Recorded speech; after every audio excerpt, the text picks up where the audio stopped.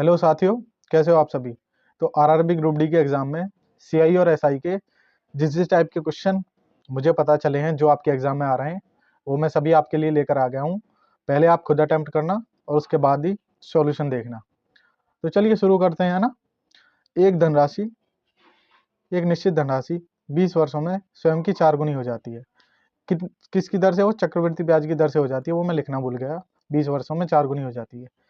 वह धनराशि 64 गुनी कितने वर्षों में हो जाती है। मतलब ऐसे क्वेश्चन को करने के लिए आपको कुछ नहीं करना, बहुत आसान पढ़ते हैं ये। भाई 1 से 4 गुनी हो गई कितने साल में? 20 साल में। अब आपको क्या बताना है? 64 गुनी। 64 गुनी का ये देखो बस, कितनी, किसकी पावर, ये 4 की पावर कितनी हो रही है भाई? 4 की पावर 3 कर दो तो ये 64 हो जाएगी। 4 चौक 16, चौका 64। तो क्या करेंगे आगे? भाई 4 की पावर 3 करनी है हमें, 64 गुनी। तो अब ये जितनी आपने पावर चढ़ाई है ना, तीन पावर चढ़ाई है ना, तो 20 की गुणा अब इस 3 में कर दो, 20 या 60 साल। तो 60 साल में ये 64 गुनी हो जाएगी। आपका आंसर यही है ना। यानी कि जो आप पावर चढ़ाओ, है ना, वही इसमें गुणा कर देना टाइम में। ठीक है जी, आगे चलते हैं। अब देखो ये क्वेश्चन। कोई धनराशि 10% वार्षिक चक्रवृद्धि ब्याज की दर पर 2 वर्षों के लिए निवेश की जाती है। यानी कि आर बराबर है आपका 10%। ठीक है जी। टाइम है आपका 2 साल। निवेश की गई यदि धनराशि का मान कितना, पी बराबर कितना, 25,000। तो पूछा गया 2 वर्ष बाद मिश्र धन चक्रवृद्धि ब्याज की दर पर निवेश की जा रही है, ध्यान रखना। तो अमाउंट पूछा है आपसे। अमाउंट के लिए क्या चाहिए? पी प्लस सी आई। अब देखो क्वेश्चन आसान है ना। तो आप सी आई निकाल लो, पी हमारे पास है ही 25,000, है ना। तो सी आई कैसे निकालेंगे भाई? 10% का 2 बार है सक्सेसिव। तो 10 कितना होता है आपको डायरेक्ट याद होना चाहिए, 21% होता है। मतलब ये ब्याज जो टोटल बैठेगा 2 साल का। लेकिन फिर भी मैं बता रहा हूँ। तो 10 प्लस 10 प्लस 10 गुणा 10, इस फॉर्मूले से निकाल लोगे आप, है ना भाई। 10 दशमलव 100, ये 100 से 100 कट गया। तो 10 10 20 और 1 21% आपका ऐसे निकल के आता है ब्याज। तो यानी कि आपका ब्याज हुआ 25,000 का 21%। 25,000 का 21% आपका ब्याज बैठा। ठीक है जी, इसको निकालो। तो ये 250 गुणा 21, ये आपका ब्याज निकल के आया। तो 250 और 250 दूनी 500। तो कितना निकल के आया? 5250। ये आपका सी आई निकल के आ गया। अब सी आई आपका इतना है 5250 और पी आपका इतना है 25,000। तो अमाउंट नहीं निकाल सकते आप भाई? 25,000 और 5250, तो कितना निकल के आ गया? 052, 5 और 5 10, 2 और 1 3, 30250। यानी 30,250 आपका कितना आ गया? अमाउंट आ गया। ठीक है जी, चलिए आगे चलते हैं। देखिए अब देखो, ये टाइप का क्वेश्चन बहुत इंपॉर्टेंट है, कई शिफ्टों में रिपीट देखने को मिला है।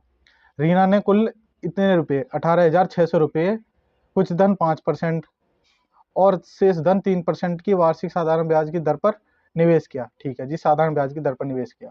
ठीक है जी। 6 वर्षों बाद दोनों निवेशों से प्राप्त साधारण ब्याज बराबर है। यानी कि जितना भी उसे साधारण ब्याज प्राप्त हुआ वो बराबर है, ऐसा ही प्राप्त हुआ वो बराबर है। तो 5% की दर से निवेश की गई राशि कितनी है? अब देखो कैसे करते हैं।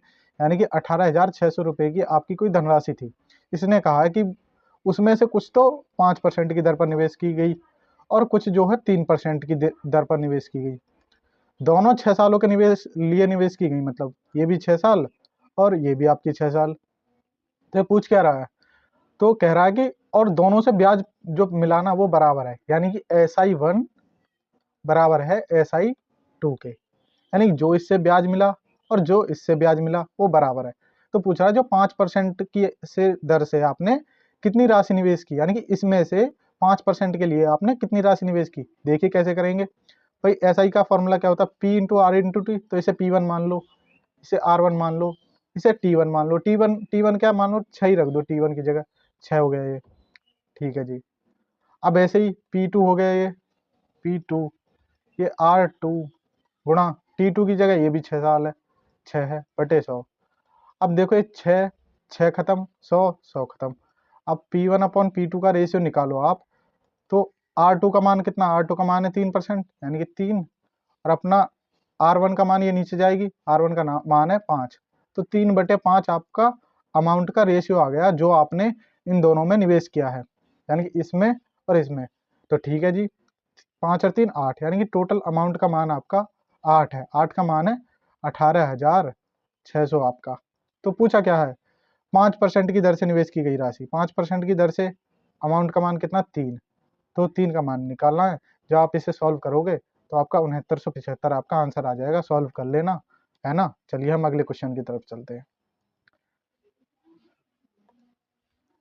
एक ये टाइप का क्वेश्चन, ये देखो हर शिफ्ट में बहुत ज़्यादा रिपीट हो रहा है। इस क्वेश्चन को ये समझ लो घोट के पी जाओ। किसी भी शिफ्ट में मतलब आगे पूछा जा सकता है कि यदि कोई धनराशि है वो 4.5% और 9% की वार्षिक साधारण ब्याज की दर से प्रत्येक 4 लाख रुपए की धनराशि ऋण ली जाती है, तो 4 वर्षों बाद दे ब्याज में अंतर, ये कहना चाह रहा। कुल मिलाकर आपने 4.5% की दर पर 4 लाख रुपए लिए और 9% की दर पर भी 4 लाख रुपए लिए 4 सालों के लिए।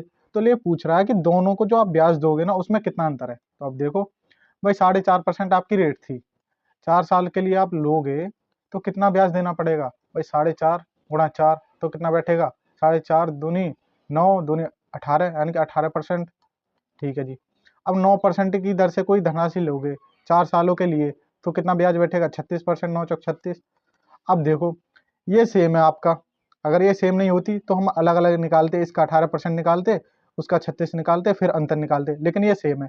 तो अब क्या निकालोगे, अब इनका अंतर देख लो, 18 में से सॉरी 36 में से 18 गए 18, तो 4 लाख का आपका, एक सेकेंड, 18% निकाल दो, अंतर ये इतना ही है 18% का, ये आपका आंसर आ जाएगा 18 चौक 72, तो 72,000 आपका आंसर आ गया। ठीक है ना।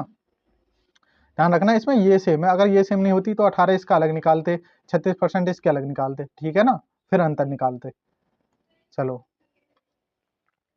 अब देखो 5 कहाँ पर है, 5 वर्षों में निवेश की गई राशि तथा प्राप्त मिश्र धन का अनुपात 5:8 है, साधारण ब्याज की दर ज्ञात कीजिए। अब देखो ये कह रहा है कि जो हमारा 5 सालों में जो हमारा अमाउंट है वो इतना हो गया 5 से 8, यानी कि पी हमारी ये है 5, अमाउंट है आपका 8। तो अब ये कह रहा है कि साधारण ब्याज की दर, देखिए दर निकालने के लिए आपको क्या चाहिए भाई, दर निकालने के लिए एसआई की रेट निकालते हैं। आप क्या चाहिए, 1 साल का एसआई चाहिए अपॉन पी चाहिए गुणा 100।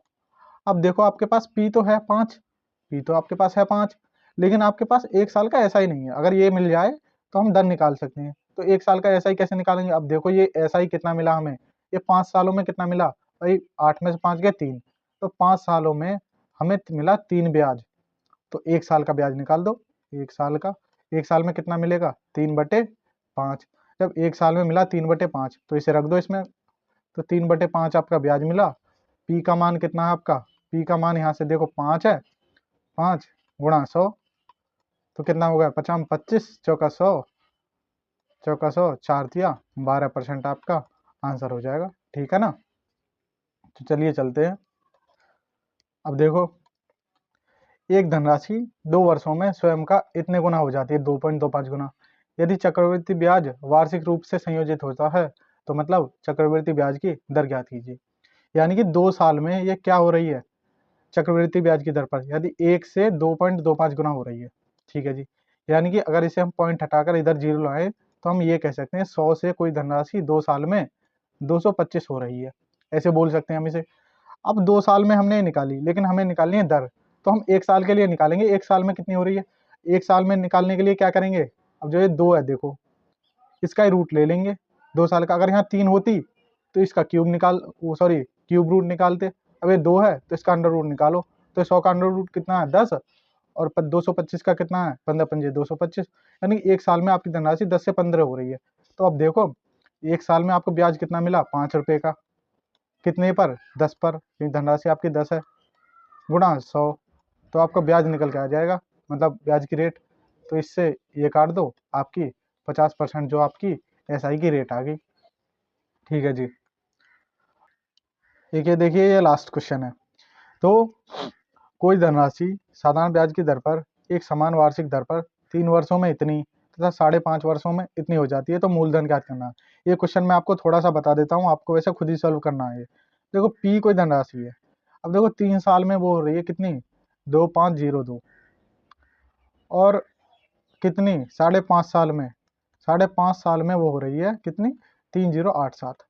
तब आपको क्या करना है, देखो इनका अंतर कितना है, 3 साल और 5.5 साल, यानी कि 2.5 साल इनका अंतर बैठा, 2.5 साल अंतर बैठा। अब देखो ब्याज में कितना अंतर आ रहा है, इसमें से इसको घटाना तो ब्याज निकल जाएगा, है ना भाई। 3087 में से आपको घटाना है कितना, 2502। अब ये आ गया ब्याज का अंतर, है ना, 1 साल के लिए ब्याज आ गया। तब आपको 3 साल का ब्याज निकालना है, 3 साल के लिए ब्याज, फिर इसमें से ब्याज को घटा देना, आपका पी आ जाएगा। ये आपको आंसर कमेंट में करके बताना है ना। ये मैंने आपको बता दिया कैसे कैसे करना है, तो ठीक है। और हाँ, जो चैनल पर भाई नए हों वो चैनल को सब्सक्राइब जरूर कर लें।